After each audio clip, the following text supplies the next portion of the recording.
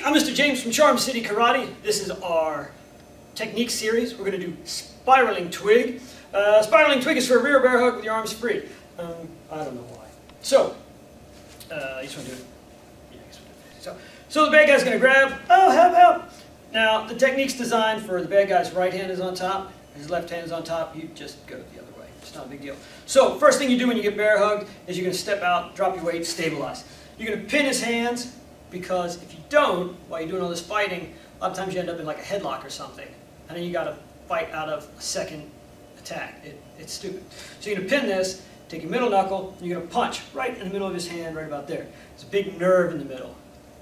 I guess if you're a bruiser, you might break some bones, but there's a big nerve in there. It's going to make his hand flex open. If you hit him really hard, his knees will buckle too. It's kind of cool. So you're going to punch here, his hand's going to flex open. You're going to slide your hands underneath, and you're going to go for a butterfly wrist lock. So, if you haven't done one before, you're going to grab the meat of his thumb in one hand, the meat of his pinky in the other, fingers curl into his palm, thumbs onto the back of his hand. Trap his elbow with your elbow. You're going to force his hand down.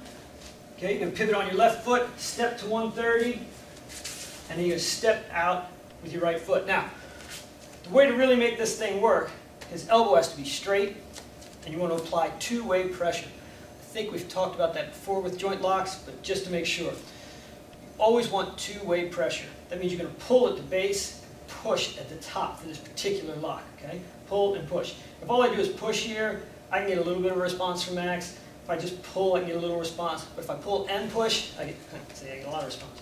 If he starts to bend this elbow, this lock doesn't really work anymore, and I would have to switch to a different kind of a lock to get a response. So I've got to make sure I keep that straight. That's part of what this pull here is going to do, is keep the flex out of his elbow. Okay? So I'm going to pull and push to keep him bent. All right? Just try that part. So, Evil Max grabs. Oh my God! I drop, strike to the back of the hand, get this lock, pin the arm, step back. Okay? Now I get this nice butterfly lock. If I'm really mean or I'm really sketched out, I can step back, settle my weight here, and just tear his wrist up, break a bunch of the tendons in his wrist here. But what I'm going to do is I'm going to hold this, take my right foot, I'm going to kick him in the sternum and stand him up. Bang! Plant, and I'm going to do a rising stiff arm back knuckle to the head. Now, do not step in front of this arm when you plant. If I have not seriously injured him, and I plant here, all he has to do is fall forward, and we're wrestling on the ground. I don't really want to do that.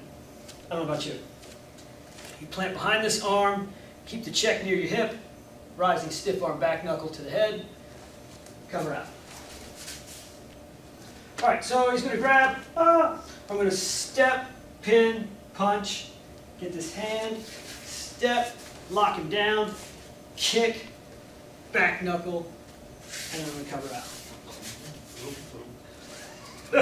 Oh my God! So I'm going to pin, step, strike to the hand, take this, step out. See, I got this nice and pinned here. That helps me force him down. Kick, back knuckle, cover. So you got 1, 2, 3, 4, and cover out.